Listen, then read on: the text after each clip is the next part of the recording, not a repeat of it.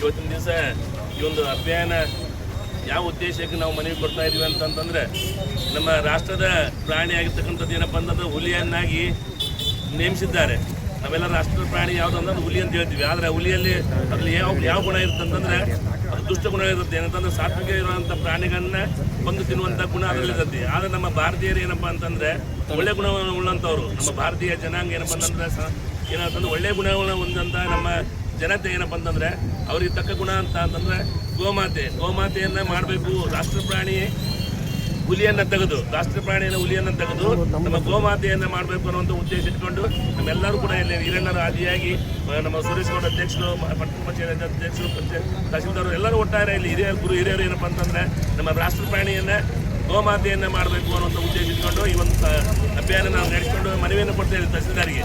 ಇದು ಆಕಳ ಅಂತಂದರೆ ನಾವು ಹಿರಿಯರು ಇಟ್ಟಂತ ಹೆಸರಿಲ್ಲ. ಆಕಳ ಅಂತಂದ್ರೆ ಆಕಳ ಪರಮಾತ್ಮನ ಸ್ವರೂಪ. ಆಕಳ ಅಂದರೆ ಆ ಪರಮಾತ್ಮನ ಸ್ವರೂಪ ಅದ್ರಲ್ಲಿ ನಾವು ಕಾಣಬಹುದು. ಉತ್ತರ ಕರ್ನಾಟಕ ನ್ಯೂಸ್, ಇದು ಕನ್ನಡದ ಉಸಿರು.